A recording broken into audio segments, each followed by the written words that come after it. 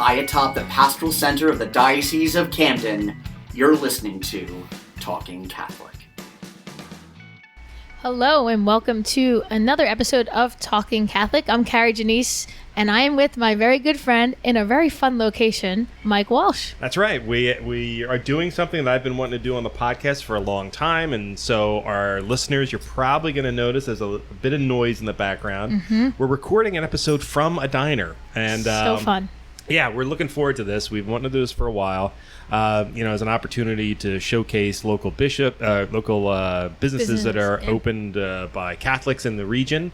We have the benefit in the Diocese of Camden of being, in part of the diocese is the Jersey Shore. Jersey Shore, so fun. But not just the Jersey Shore. The best part of the Jersey Shore always been for me, even growing up as a North Jersey girl, the Wildwoods. Yes. And that's where we are today. That is. We are in the Wildwoods. I used to work down here. I got my start in journalism as part of the Gazette Leader in Wildwood, and I covered this area. I covered Sea Isle, I covered Avalon and Stone Harbor, and I covered Dennis Township. And so it's for me, and I lived in Wildwood proper. So for me, this is like coming home. So I'm very excited about this. You happen to be on vacation currently, right? Yes. So, I'm working during vacation, but it's all good. It's just, this is a fun way to work, actually. That's right. And I'm down breakfast here specifically because the bishop is doing his annual wedding or vigil of the Solemnity of the Assumption Mass this weekend in Wildwood at 4:30, and after that comes the Wedding of the Sea, which we've talked about in the past. I usually get a lot of credit for taking some photographs of him going out in a lifeboat and almost being thrown out of the lifeboat as he goes flying up on the waves, or like, oh my gosh, the bishop's gonna fall out of the boat. He comes back soaked to the bone, but it's a great event, and it's one that I encourage people to go to. Certainly, you're going to be listening to this after the fact, but next year, most of the shore towns in New Jersey now do some version of the Wedding of the Sea. It's an old Italian custom that came over with immigrants from the old country. It was basically, on a very stormy day, a bishop was crossing a body of water outside of Italy, and it got very rough. And as a way of sort of calming the seas, he threw his episcopal ring into the ocean and asked God to calm the seas, and the seas were calm. So the Wedding of the Sea now is a blessing that the bishop goes out and throws out a ring of flowers and asks for God's intervention and blessing to make sure that the relationship between the sea and the town is mutually beneficial. So it's an opportunity to sort of bring everybody together. Yeah. And ancient custom. It is an ancient custom. And it's awesome. And it's such a great witness. My favorite part of it is that procession after Mass. Yeah.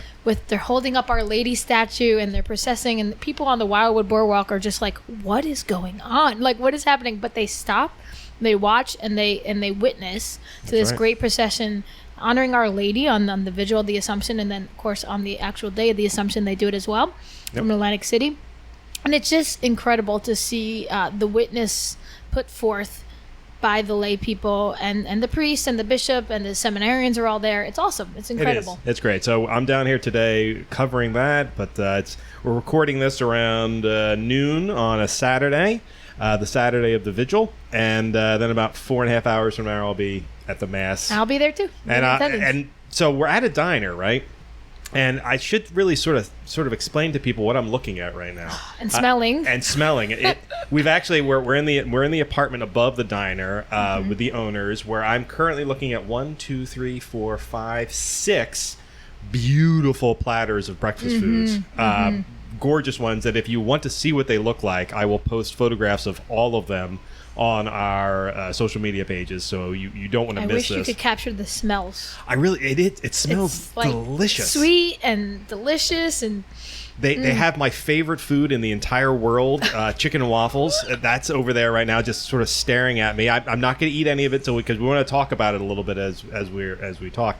But then there's something looking in front of me right now. It's called a classic Kramer, and it looks like, I don't know, God's gift to breakfast sandwiches. I cannot wait to describe this later. At any rate, but what we should do is introduce our guests. So, Kari, who's with us today, and where are we? They're also really good friends of mine. I know them from my hometown parish and their parish as well, Our Lady of Peace. And they are the Grant family. So we have Karen and Bryan Grant, who are co-owners of the Doo-Wop Drive-In. So go ahead and introduce yourselves. Hi, I'm Karen Grant. I'm a co-owner of the Doo-Wop Drive-In, and I'm here with my husband. Hey, I'm Bryan Grant, also co-owner of Doo-Wop Drive-In. We're down here in Wildwood Crest. We partnered in this company with another family, which is the Kramer family, also of the Wildwoods. Actually, Jason's running by me right now. So your third partner is busy right now in the kitchen, right? Yeah, so Jason and his wife, Okay. also down in the kitchen. And his wife's name? His wife's name is Kim. Kim. Okay, so Jason and Kim are doing their work downstairs. So I'm not sure we're going to be able to get them on the podcast. Obviously, we would like to have them on the podcast, but this place is a business, and they're working, and it is packed And today. it's Saturday in Wildwood in August. I thank you very much for taking the time out of a very busy schedule to sit down with us, because this is fantastic. Thank you very much. So I guess the first question I have for the two of you is, what got you into restaurant work? Having known a lot of restaurateurs in my life, I know it can be it's a Herculean task, and I have great respect for people who own it and work in restaurants. So what got you into restaurants? Well, actually, it was kind of an interesting story because we grew up down here, and when you grow up down the shore, you tend to get jobs, and a lot of us as high schoolers worked in restaurants. So we had seen what it was like to work in a restaurant when we were teenagers. So we had an idea of what goes on in a restaurant, but it wasn't until we partnered with our friend Jason, who had been running a diner for, 15 years, Bryan? Yeah, it was 15 years at the Tangiers Hotel. It was called the Doo-Wop Coffee Shop, where we were presented with an opportunity to come down here to help out. And, he was facing some difficult decisions with the hotel possibly being sold, which put his livelihood on the line. So, we went, we frequented his restaurant for many years. And I told him, if you ever want to do something, let's talk about it. And within 2 months, it was, let's take a look at this building and see what we could possibly do. So this is your first real job as restaurateurs and restaurant workers. Wow. Yes, absolutely. Talk about what an undertaking. Well, yeah, when we were younger, we worked at restaurants down here. We grew up on the island. When summer happens, you work. Yeah. Everybody else comes down here, has fun. And if you're local, you come down, you work, you do your thing, and just make things happen. Yeah. Now, how do you and the Kramer family know each other? Did you guys go to high school together or grow up together? We went to high school with Jason. Okay. So we knew him from way back when. Is that Wildwood Catholic or Wildwood High School? We went to Wildwood High. All right. Yeah, so we went to Wildwood High School, and Jason was a couple years older than us. He was actually really close friends with Bryan's older brother. Okay. So we had known them for years, and every time we came down here, like, our children played beach blast soccer. So if we went down for beach blast, usually when you go down there, you've got a lot of time to kill in between games, and we would always go to Jason's restaurant because we just love the food. And after several years of doing that, we were down there the one day, and Jason was talking about how the owners of the hotel kept saying that they might sell, and if they sell, they don't know if he's going to have his lease. So he was just kind of sharing with us his concerns that, his livelihood was kind of on the line. And it was a couple of years, I think, that he was telling us about that. And I guess in the final year that he kind of mentioned it, Bryan mentioned, well, maybe sometime in the future we could partner and maybe purchase a location or something like that. But we figured that it was going to be, a couple of years down the line. Right. I didn't think 2 months, but presented with the opportunity, it was interesting and compelling, and we found ourselves in a position where we could actually do something. Nice. It never thought it would actually happen that way, or that we'd find ourselves in that type of position, but we found ourselves fortunate from other ventures. Now let's set the stage a little bit. So you enter into the restaurant world at what year? What time? Oh, end of 2019. End of 2019. End of 2019. Fun times. A great time in our history to start a new business. And then 3 months later, a pandemic hits. Oh, absolutely. And just out of curiosity, how terrifying was that? Oh, it was awesome. It was it was one of those situations where we were planning to open up in April. So Jason, one of his friends down here, were cleaning up the place, getting it ready to go. March hit. There's a pandemic over there in another country. Will it ever hit here? And bam, it hit the U.S. Started shutting everything down. Well, we're not opening in April, so now we're into May. We were able to open up for takeout to some degree. It helped a little, and at the end of June is when we were able to start seating people. Kind of at the end of the month. Yeah. We put a massive tent in the backyard, not backyard, and in the back of the park. Feels like a backyard. back of the parking lot, and we just did the best we could. We followed all the rules that we were presented with, and it wasn't easy. You have this nice, beautiful building that was brand new, sparkling clean, and you can't sit anybody inside of it. Oh my gosh. So, what do you really do? And, we just enter into a massive new purchase, and it's like, well, how do you support this every month with what's coming in? So it scary. But, we, like I said, we were lucky in other areas, so we were able to help the place along and make sure it reached year 2. Right. We're actually considering this year 1. Yeah. Since this is the most real time right now. And it's been pretty much a normal summer in the restaurant industry for you, with as far as regulations and what maybe you can and can't do, right? It's been pretty normal, should we say, right? Everything for the most part has been fairly normal. In the beginning of the season, there were percentages that we had to deal with, but we still had the tent up in the back of the parking lot, which allowed us to supplement. We kept the tent up because why not? Yeah, extra seating. People are still scared. People are still just worried about what could happen. So we have a lot of people that want to sit outside in the heat. But they feel more comfortable. Right. So if we can give them that opportunity to dine out in a situation where they still feel comfortable, then smart. That's a good thing. Yeah, that's just knowing your community really well. Yeah. And we're here today. The place is packed. It smells fantastic. It looks great. We should probably give you guys a proper plug, however. So there's 1,000 things on the island of Wildwood that have the words doo-wop in them. Yes. Right. To be specific, number 1, you're in Wildwood Crest, right? We are in Wildwood Crest. And number 2, it's the Doo-Wop Drive-In. Yes, it is the Doo-Wop Drive-In. Right. Not the one on the boardwalk. It's 6200 New Jersey Avenue. Okay, and if people want to go to your website, what's your website name? The website is doowopdrivein.com or on social media, just at Doo-Wop Drive-In. Okay. Certainly join, like, friend.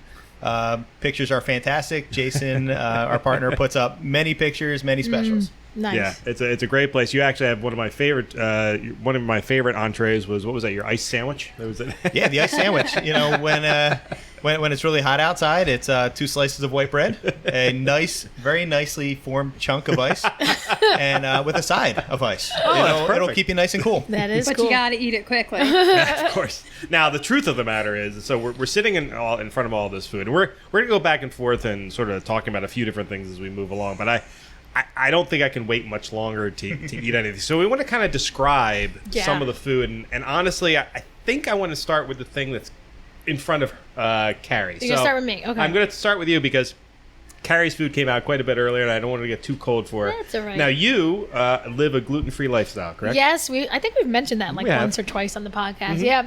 It's something I chose to do 9 years ago now, and I never looked back. I went straight all in, and felt good a month into it, felt good 6 months into it, never looked back. So I was very happy to hear that they had gluten-free options, and quite a few on their menu. So what did you order today? So today I got a stack of gluten-free pancakes, which can go very wrong with certain gluten-free mixes. This did not disappoint. I already took a few bites out of it, Mike, while you were talking. I was like, I'm so hungry. Well, that's a good thing. And on top, I decided to get some strawberries. So it's not just gluten-free pancakes. It's adorned with some strawberries. Well, so you know that I'm a baker, and I've actively avoided baking gluten-free stuff for a long time. Actually, just last week, I baked my first gluten-free bread. It was almond flour, and I was away. banana, I couldn't even try bread. it. I got some. Don't worry. Okay. It's frozen. We got stuff for you. And the thing that I've always had a hang-up with about gluten-free foods is they tend to look different. They're kind of pale. They tend to be a little thinner. sad-looking. Well, I'm looking at this compared to, I don't even know what to describe this as yet, but my normal pancakes are right over here. We'll get to that in a second. And they look identical. So that is a well-formed, gluten-free pancake. And it comes with the taste, too, which is why I was really pleasantly surprised. Like, wow, like they taste great. Like usually gluten-free stuff, you're like, it's all right. I actively, actively avoid, because I do not have a gluten. I love gluten. I don't care what it does to my body. I never want to get rid of it. All the gluten for Mike. I was lactose intolerant for a couple of years. That didn't stop me from eating any dairy. So I'm going to have some of this right now. What are you thinking?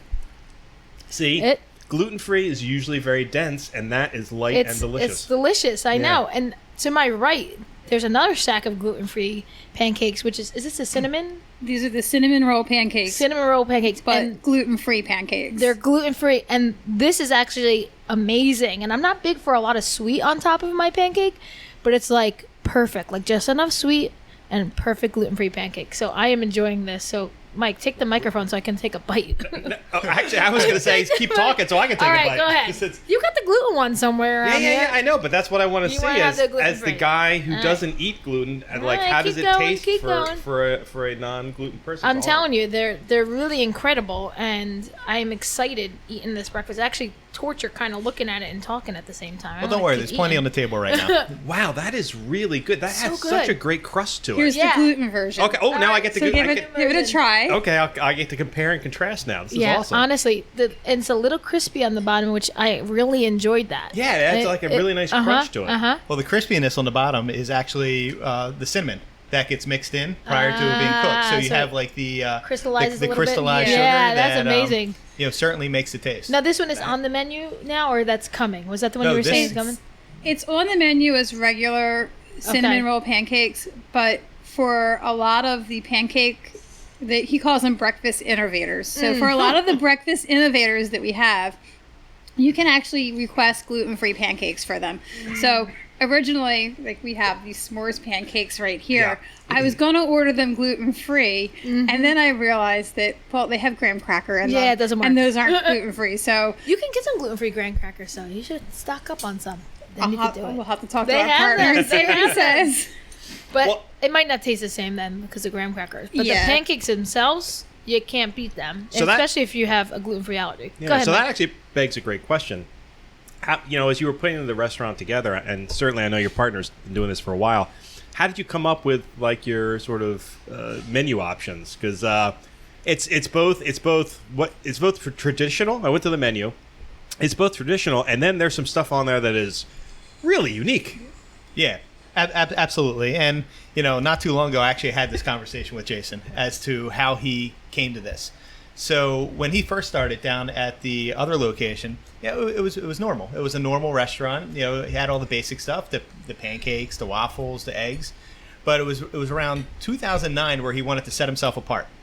So that's where he really took a look at what he was offering, what the island was offering, and wanted to make something special, make something that was visually pleasing.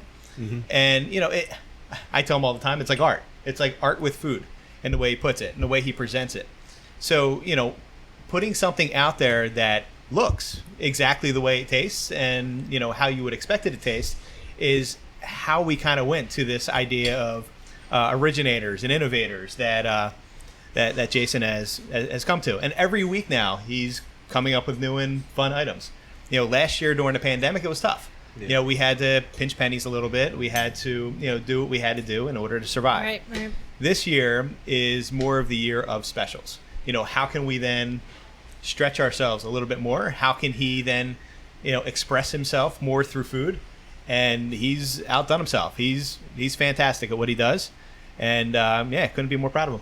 Well, okay, so I'm going to move to the third dish right now because if I wait any longer, I'm just going to die. Go for it, Mike. So this is the s'mores pancakes that I'm diving into. That's correct. So to describe these, it's a traditional pancake, crisscrossed with what looks like a chocolate sauce. I would say chocolate. And topped with some melted, it looks like marshmallow fluff. And then on top of that is some crushed graham cracker. That's correct. Pulverized, I would actually say. and okay, well. And then the powdered sugar on there too. Sugar.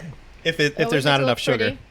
Yeah, right. You're going to go into a diabetic coma in a minute. You know what? And you're going to love every second of it. Whatever I have to do for the podcast, I'm willing to do. It looks really So good. It's so gooey as he's like pulling the fork off of it. I just finished one bite, and now I'm going in for number 2 because I didn't get enough marshmallow. Hold on. Yeah. Look, get the marshmallow in. What do you think? That is delicious. That absolutely reminds me of a s'mores. And did he toast the marshmallow fluff at all? Because it's got a nice it's got a really nice warmth to it that I was not anticipating. But I wish you were not gluten free because I got news for you. I almost want to like break my 9-year streak right here. No. Don't We do cannot it, be the reason for that. Yeah. Don't do it. But if see, there's a little piece. See, marshmallow is gluten free. If you take that little spot right there, Right. I think you'll get a shot of exactly what I'm talking I'll about. take this and then I'll take some of my own pancake and mix it in. Oh, okay, there you We go. got the That's a good idea. topping and then the pancake. There you go. It's really it's so. Oh my goodness! Isn't that amazing? I was not. I'm at a campfire right now, going back to like Girl Scout days and eating a s'more with pancake. That's It's exactly what I'm awesome. saying. Because you know, okay, so I'm a foodie. That is really good. I'm a Really good. foodie. I love going to places and trying new things. A lot of times you'll go to a restaurant and it's like kind of a shtick, right? Yeah. It doesn't really capture, like they say they want it to be like something, but it's really It just falls pancakes short. with some chocolate Yeah. on top. This like the first thought that popped into my head was s'more. Like it's It legit hits a it. s'more. So congratulations to your Go, Jason, Jason. go. That is outstanding. So wow. Okay. Yeah, he's amazing, isn't he? I'm going to need a minute. So, well, you know, we are a Catholic podcast, and, you know, Kari already mentioned once before that, you know, you are fellow parishioners of hers in her parish in Williamstown, New Jersey. But you're not a lifetime member, are you? No, I'm not. So you're a, when did you convert? I converted in 2000. Okay. So only a mere 21 years ago. Yeah. So it's still About 21 feeling... years now. Now, was that the classic, I'm getting married to a Catholic and converting, or did you just sort of have a desire to join the Catholic faith? It was to a degree. So, as a child, I always had this kind of pull that, you know, I grew up going to the Lutheran church that is directly across the street from St. Anne's in Wildwood. No, well, Which is a huge church. Yes. So, it was always interesting because as a kid, I would get dropped off to Sunday school class. I didn't go to Sunday school class. I went and I sat in the stairwell because I just felt like I was in the wrong place. Aw. And I would always like look out the window that was over by the stairwell. Oh, and I my. wanted to go to the church that was across the street. And I wasn't allowed to go to that church. It was just no. like, it was weird. And then when I was growing up, going to school, I had my friends that went to CCD, and some of them would have like their book with them at school, and I'd be looking through it going, man, this is like cool. Like, I want to go to CCD. And I wasn't allowed to go to CCD either. So it was kind of like one of those things where I kept trying for a good while. I wanted to become Catholic, but I knew like my parents were like, it was like a no. Yeah. So I guess when we got engaged, like even when I was dating him, I really only dated guys that were Catholic. So I was on a mission. You have like, excellent taste in men. There you go. So it Secret was, Catholic dater over there. yeah, I mean, it was funny. I used to, like, I'm a big history person. So, like, we'd be learning about, like, the Reformation and everything in history class. And I'd be looking at it going, wow, these guys were wrong. Like, why did they do this? So, for me, like, I guess from the history geek aspect of it, you know, I saw the tradition and the history of the church. And that was, like, super duper appealing to me. And then, once we got engaged and we went and sat down with the priest that was doing our marriage prep, and it was like we weren't even there for like what, maybe 5-10 minutes, and I'm like, oh, by the way, I'm like, I really want to convert. And I was like, okay, Wow. well, we can take care of that too. But we had gotten engaged, I guess it was Halloween Yeah. of Oh, wow. 99. So we went down and we spoke to the priest a couple weeks, I think, after we got engaged. And RCIA had already started. And that was like, they were about 2 months into it. So they let me know, like, well, you know, RCIA starts in September, but they knew we wanted to get married the following year. So there was a sister over at the church that was like, oh, she was willing to work with me. So she met with me for a few months because I actually had a college class at that point that was taking place at the exact same time that RCIA meetings were happening. Oh. So I worked with her until, I guess, right before Christmas, and she caught me up to speed. And then after that, I was able to just continue on with the rest of the RCIA program. It's always nice when they can accommodate someone's schedule and not make you wait. And it was really awesome, and it meant a lot because it meant that when we got married, like, we were both Catholic, and we were able to start our family with everybody on the same page. So I had actually grown up in an interfaith family where my father was a fallen away Catholic, and my mom was a Protestant. So, there was a lot of, there's confusion there when you see, two different faith traditions in the same household. Yeah. So it was nice to be able to start us off with everybody on the same page. That's wonderful. My mother was a convert too. She converted for my father. That she was actually many. She was actually many religions. Her father kept switching religions constantly. So she was Methodist. She was Presbyterian. She was Baptist at one point. So she kind of gravitated to the Catholic Church as well, and now as a good convert to the Catholic Church, she's the strongest Catholic in the entire family of all, compared to all of us cradle Catholics. Not that I'm not good, but my mom is second level, and that's always the case. Isn't that the case? It's always the convert, right? Yeah. She's the better one. Yeah. So, I love that, and I love the fact that you kind of grew up Lutheran because Lutherans are pretty close. They're in the ballpark of Catholicism. There's often been some conversations at very high levels that have talked about bringing the Lutherans back into the Catholic Church or having them created as another rite of the Catholic Church because the faiths are actually so tightly together. So I can't imagine it was too hard of a jump from Lutheranism to Catholicism. No, not really. Yeah. But it's great that you did it, though. That was fantastic. Yeah. What was it like, that Easter Vigil for you then? It was awesome. That moment? It was kind of like, finally I'm here. So it was just... And that was at St. Anne's, right? It was St. Anne's, yeah. Which is a beautiful church in Wildwood. It's enormous. I think it is. I could be wrong. Biggest church in New Jersey, I heard. Right. It's a double-decker church. It's enormous. But it's got beautiful sight lines. It's easy to see. It's easy to get into. It's fairly easy to park at. It's one block off the boardwalk, so it's easy to get everything to. And the thing is that the church in Wildwood Crest, Assumption Church, is almost as big as that one. It's another enormous church. I think that one seats 1,200 in the Assumption Church in the Crest, and I heard that St. Anne's, I think, with the top deck all seated around 2,500. Yep. Can you imagine? Huge church down here in Wildwood, and back in the 50s, 60s. Well, that Assumption was built in the 60s. They said they'd be packed. Yep. People be standing outside waiting to go in. What a day. What a day for our church. That's one of my favorite reasons of coming down there. So I've been to a lot of the big masses here in the Wildwoods, and St. Anne's is always, first of all, it's a great place to photograph masses because you can literally shoot from every single angle. It's set up really well, and like when we do processions and stuff like that, it's always to the boardwalk or to the beach or something like that. Such a great place. So if you've never been to St. Anne's in the Wildwoods, it's a very unique church. It doesn't necessarily look like a Catholic church from the outside. It actually kind of looks like a square. Like a hall, like a big hall square. But it's got a lot of ornate nature to it, and it's got some domes on the top of it, which is not typical for a South Jersey or New Jersey church. But it's a great church to go to, so I hope people will go to it. All right, I think we need to move to the next entree here, and more food. It's actually one that I requested because it's right up my alley. So it's called the Classic Kramer. It's a sandwich. It's a breakfast sandwich. Can you tell me what's in it? Sure. So Classic Kramer, there's a couple of different Kramers. So the Classic Kramer is egg, cheesesteak, and potato. Wow. There might even be bacon in there. I'd have to confirm. You know what? I got news for you. I'm looking at the top right there, and I see a little bit of bacon. So there is a little bit of bacon in here. So you have the Classic Kramer, but then there's also the Ultimate Kramer. Yeah, there's also an Ultimate Kramer, and I think that has green peppers. Yeah, there's green peppers, onions. Oh, and there's cheese in it. Okay. As well. You can't forget that. Cheese. And is there a basic model Kramer too?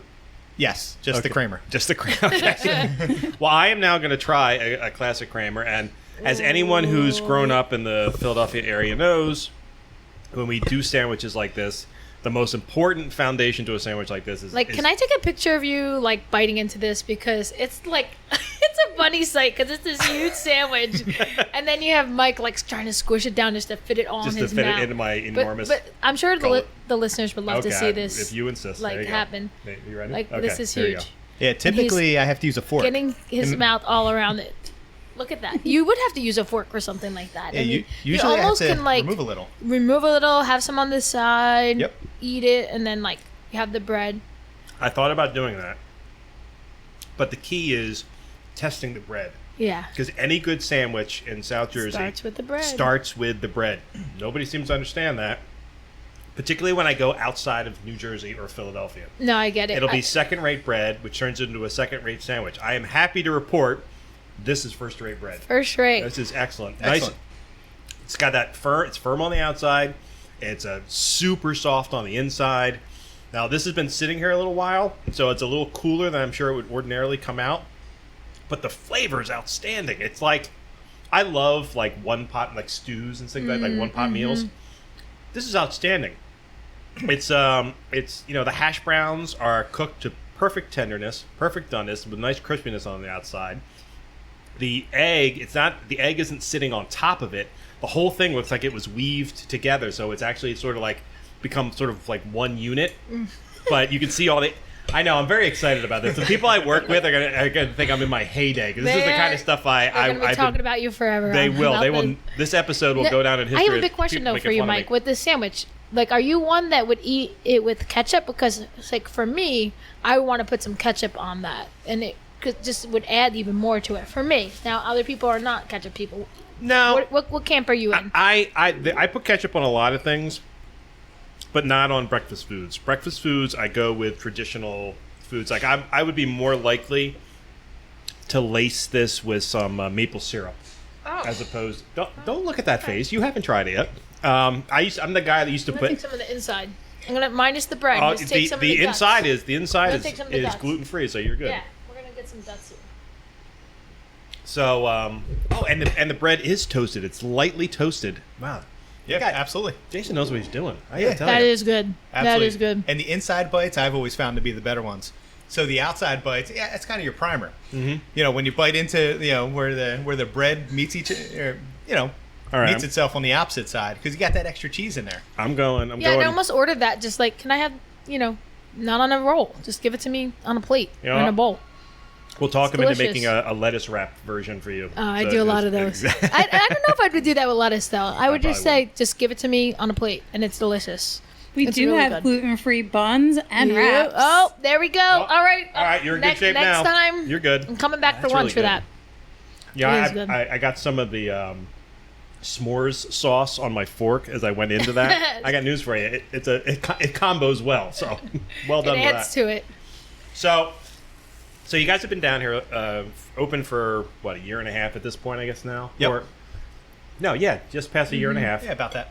You seem to be doing great business right now. Am I one to assume that the after church crowd on a Sunday morning might be your biggest numbers, or? It's weird. Every day differs. Like, we had a Wednesday that topped our biggest numbers. Really? Yeah. Wow. It's been, this year has been very strange. But Saturday and Sunday primarily, yes, are our biggest days. Sunday, it gets busy. What time do you close on? We're typically open 8 to 2. 8 to 2? So breakfast, lunch, and then you get to close, and then your workers get the rest of the day. They can still hit up the beach. They can still go to the Yep. boardwalk at night. I mean, Or their second it's job. or their go second back- job. Yeah, some of these kids moonlight. Yeah. Yeah, people that live down here, they're not one jobbers. Yeah, that is true. They got to make the money while it's here. You got to work hard. You hustle during the summer. Then you Yeah. got the year.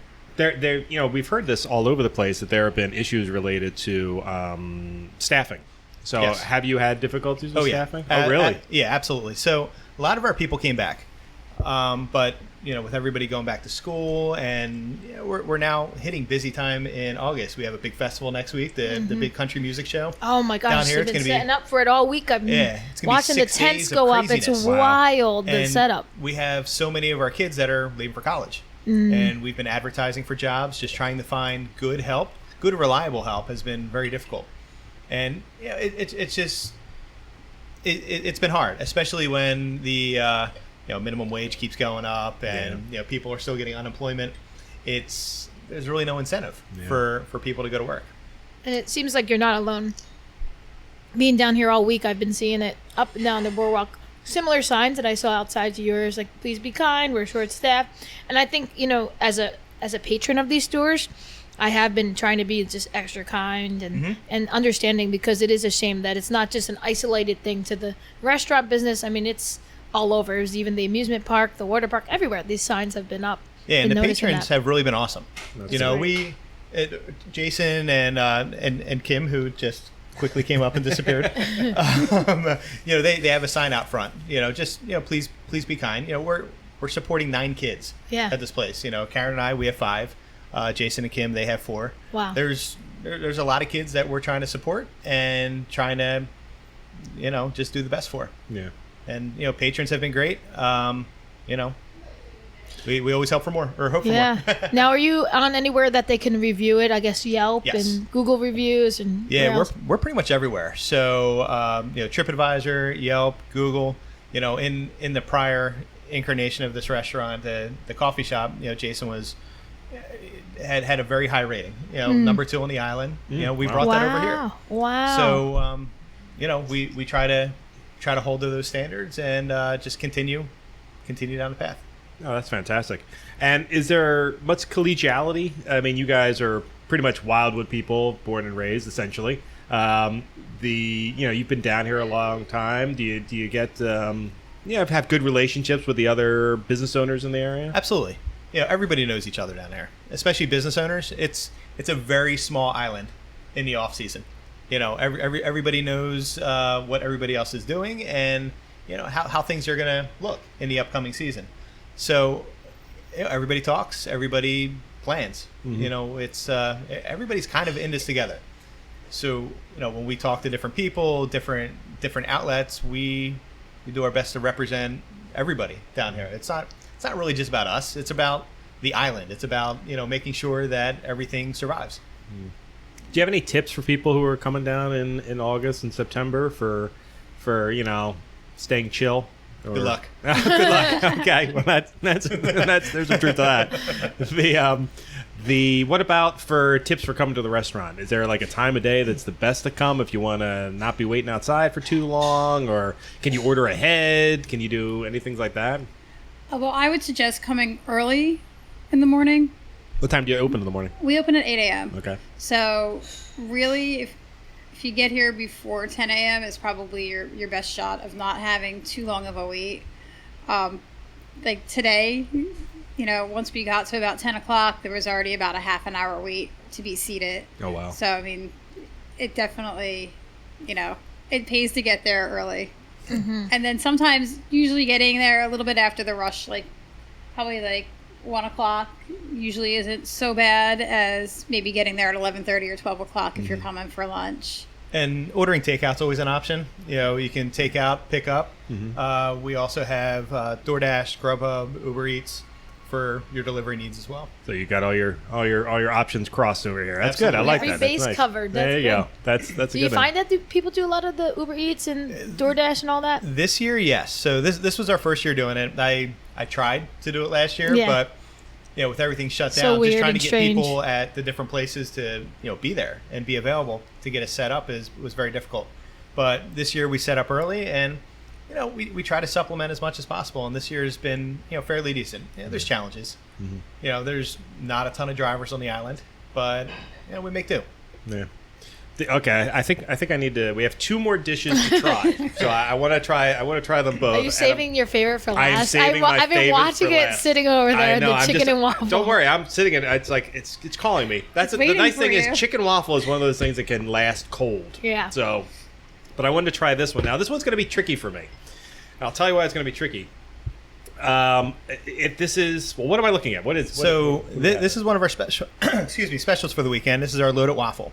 The loaded waffle it's a Belgian waffle with fruit, so strawberries, bananas, blueberries, topped with granola.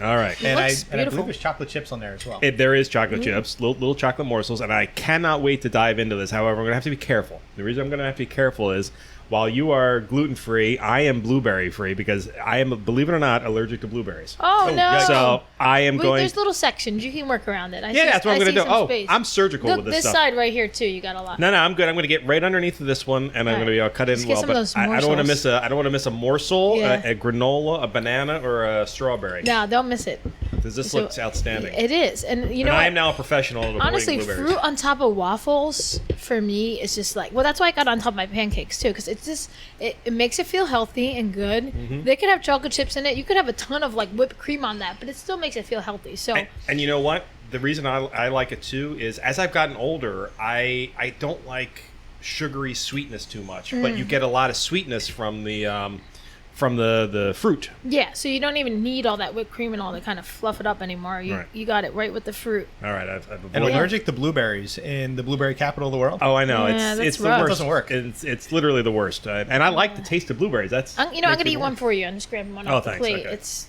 You're a hero. All right, here you go. I'm not allergic to blueberries, so I will take one right here for you. You evened it out Delicious. well. Yeah. Okay. So Mike's got the waffle. I got the blueberry.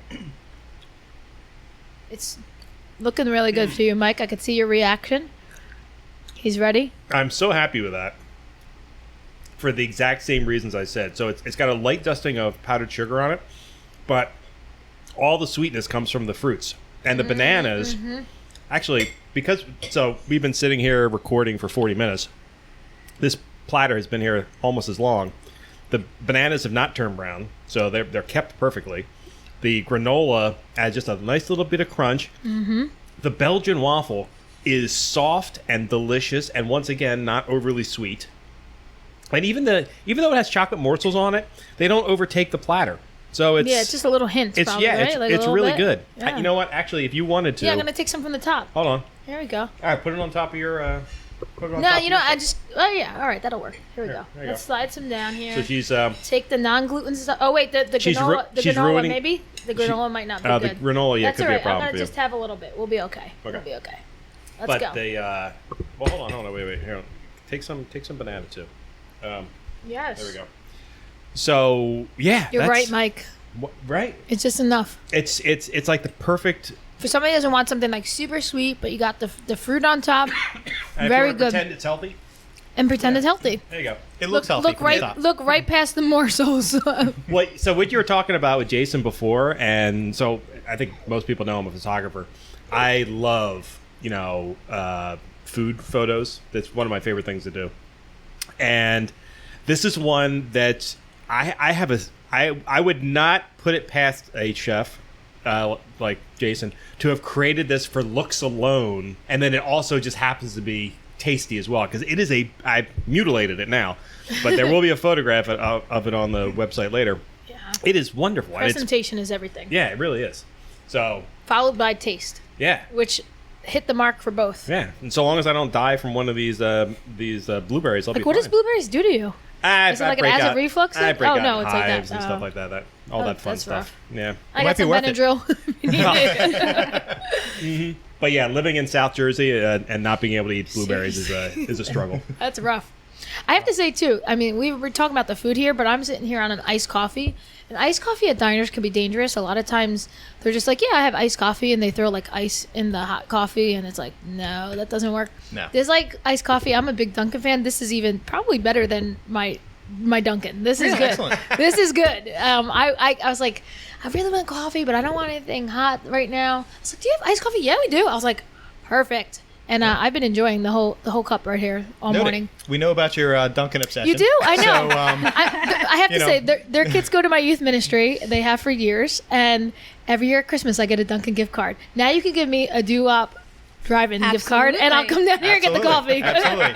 Dunkin' is a thing of the past. It's going to be a bit of a commute for you to come down here every day, Kari. I'll be down in the summer. I'll save it for the During summer. the winter when Yeah. we're not open. But that's So okay. that's a good question, and I forget if you had mentioned this earlier. What are your yearly? What are your like monthly? When are you open? When are you closed? Is my question. So we're open during the typical season of the Wildwoods, which is usually around April to late September, early October. Mm-hmm. It really depends on the festivals and just different events. Last year during the COVID year, there wasn't anything like that, but patrons kept coming in, so we were able to hold off until mid-October. Mm-hmm. This year, it's up in the air. it's up in the air for the same reasons. Will there continue to be conventions, festivals, stuff like that, and will we have the help to be able to stay open? That's a big part. And that's been something I know in Wildwood has been a focus for them for years. It's called the shoulder seasons. It's the seasons outside of the traditional summer. So April, May, September, October. When I was down here as a reporter, I used to report on it all the time. For anyone who's not familiar with that, for instance, I think perhaps the most famous one would be the North Wildwood Irish Festival that takes place every year by the way, for anyone who's not familiar with the Wildwoods is actually 1.5 islands, basically. You have North Wildwood, Wildwood proper, Wildwood Crest, and then you have this tiny little West Wildwood, which is like 3.5 blocks. I didn't even know there was a West Wildwood. There is a West Wildwood. Oh my gosh, I just learned a tiny little bridge. I had no idea. I encourage you to take 15 seconds and drive through it before you leave to go back for vacation. But it's nice little it's its own town. It's this tiny little town, but it's its own little town. Yeah. At low tide. Just make sure you go low tide when it's not raining. Yes. Okay. Yes. Otherwise, I'll get flooded out. I'm assuming. Yep. Okay. It's very possible. But North Wildwood was always sort of like, when I was here, was always kind of the Irish side of town. So you have a bunch of Irish bars up at that end. And they had the Irish Festival, which is great. And then the Crest was kind of unique in the sense that it doesn't have a boardwalk. I always found it to be a bit more residential. Yeah, might it's be a the little best way to put calmer. it. Yeah. So a little chill. Is that where are you guys staying in the Crest? No, we're in regular Wildwood. In regular Wildwood. Every time we come to the Crest, we're like, we need to just stay here. It's just nicer. It is more residential. Well, I don't know if I'd say nicer, but it's a little more low key. Yeah, would be the better way to put it. I put it as nicer. That's my descriptive word. I would never defame any of the Wildwoods, but I would say it's a different crowd. It's a different crowd. And then you still have access to the boardwalk, though. I mean, it's a short walk. At night, it might not be as appealing, especially after, if you have kids and they're tired. But it's not bad. I've stayed in the Crest a couple times, and we have done that walk. I mean, we've always had a baby carriage or now a wagon to pull our child because that makes it easier. Mm-hmm. Outside of that, though, Wildwood is not bad. I do like staying there. We literally, where I'm staying right now, it's 1 block. Walk up, and there's the boardwalk. We see the rides from our room. It's nice. Yeah. Well, I lived in North Wildwood on 19th Street. You lived in North Wildwood on 21st, right? I was on 21st in New York. You went to school in North Wildwood as well, right? So North Wildwood, that was the other side of residential side of town. But that has, I would say over the last couple of 10, 15 years, even that's more renter heavy than it is year-round people over there.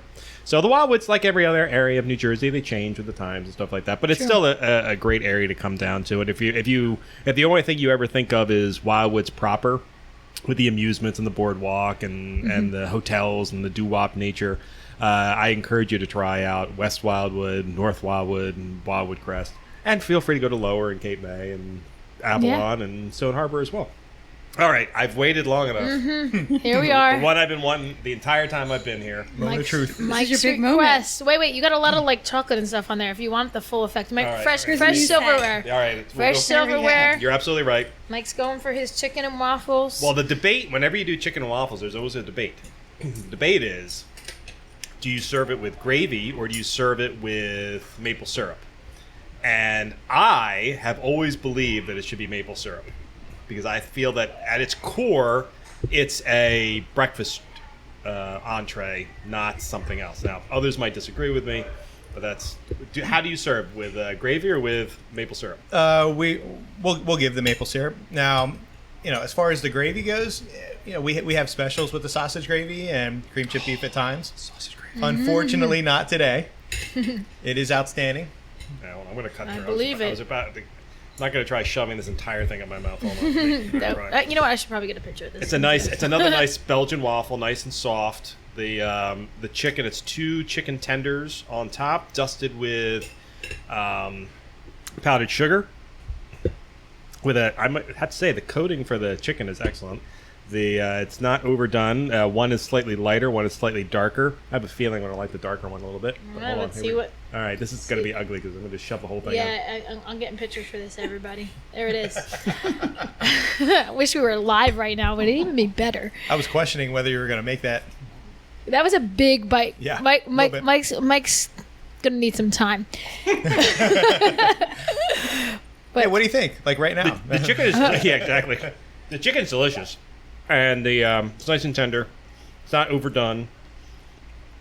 Your waffles really hold up. There is no reason this waffle should not taste stale by now. And it's excellent. It's been like at least an hour since it's come up now, which is great. No, it's great.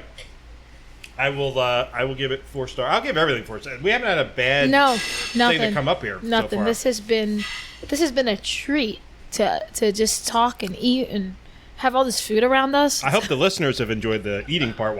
But we've done our bet. Our goal was to not eat in your ear. So I hope our listeners won't mind too much. But meanwhile, they're like, I'm shutting this podcast off. All I heard was chewing from Mike and Kari. Just kidding. We've done our best to pull back from the microphone. And this has been really fun. Mike, I want to know what your favorite was out of all of these dishes here for you. Okay. Because you got to do a little bit more than I did. So taste a little more than I did. All right. This is an outstanding question because it's going to end up depending on my mood. The s'mores, that is, I've never had anything that tastes that good. It is very sweet, so I'm going to have to be in the mood for having something particularly sweet. The chicken and waffles, I could just eat. Well, I could eat that every day of my life, and this would be the thing. This is exactly what I would want every day. So that is good, solid comfort food. But if I'm coming here and it's a special occasion, or not, like I'm not coming multiple times, I think I have to go with the classic Kramer because it's got my entire breakfast meal right there. So I ate maybe 2 bites of it. I bet you if I ate that entire thing, I wouldn't need to eat again until... Oh, yeah, that's like breakfast and lunch. Yeah, that's you eat that before you go out to the beach. Uh-huh. You don't need anything until about 3 o'clock in the afternoon when you come back off the beach again. A little snack, and then you go for dinner. And then go out for a full dinner. So that would be it's a good call. That is brunch on a plate right there. That's a really good call. Matter of fact, feel free to change the tagline for that, brunch on a plate, because that's Brunch what on a that plate. is. Got it. I like that. That was outstanding. Classic Kramer, Do we have aka to credit you for this? Yes. Okay, Trademark Mike Walsh. Yep. Talking Catholic. You can come down once a year and we'll give you one. That's going to be your royalty. Hey, listen, I think have I mentioned this on the podcast before? I actually have a sandwich named after me. No. Yes, I really do. Where? My son's Little League Snack Shack. Oh my god. They had something called a Western burger there that I fell in love with, and it's just a little podunk. Is this in Glassboro? It's in Clayton, actually. Oh, Clayton. And it's just a podunk little snack shot for the Little League field. Yeah. But they made one of the best hamburgers I ever had. So every time we were at a game, I would talk about it on social media and post a little photograph of it. This year when I went back, they would change its name to Walsh's Western Burger. That's amazing. And I've never been. Amazing. That is the greatest. I don't need a papal medals. I don't need anything like that. I have meal that. named after I have a Mike Walsh. sandwich named after me, so I'm very happy about that. I'll have to go get it with a lettuce wrap. So, as we're sort of wrapping up, I want to hit it again. It's the Doo-Wop Drive-In. Yep. And it's located at 6200 New Jersey Avenue in Wildwood Crest. And if they want to learn more about it, they can go to the doowopdrivein.com or on Facebook and Instagram at Doo-Wop Drive-In. Okay.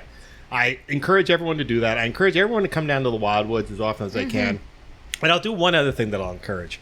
So, I really hope that, particularly for young people, that you'll consider working in a restaurant in your youth. Yes. I think it's a great opportunity for people to understand how the world works for real, get better at customer service, understand how to interact with other people, problem solve. I mean, everything that you could possibly do in your adult life, you will do in a restaurant. Agreed. And my own son, he's seen me cooking and baking lately. I never worked in a restaurant, but I was friends with a ton of people. And it's actually one of my so you're promoting something you never did? Yeah, I'll tell you why. Because Okay. the people I have worked with over my career that worked in restaurants are the most trustworthy, dependable human beings I've ever met in my entire life, including you, including a number of people on the I'm podcast, sure. including our co-host Mary McCusker. Yep. The exact same way. She Yep. worked in restaurants for years. These are people that I would go to battle with because they just know how to problem solve and take care of Takes things. a lot. And to a person, each person says that they learned that by working in a restaurant. So I know that there are staffing shortages right now. Well, if you have a young person in your life who hasn't started working yet or doesn't know what they want to do, Tell them to get a job at a good, reputable restaurant, and it will be a life-changing opportunity for them. Agreed. You forgot one big one. Multitask. Yeah. You learn that. That's the biggest thing I learned in restaurants, Yeah. and I take it with me in everything I do. All right. Well, both of you, thank you so much thank you, for Karen being on and the Bryan. podcast. Thank you for having us. Yeah, Kari, happy thank to you be for here. making this possible Oh, and so bringing excited. us down, and both of us Looking working forward on to our it all time off. summer. And to our listeners, thank you for checking us out again, and we'll be back again with another episode next week. See you, everybody. God bless.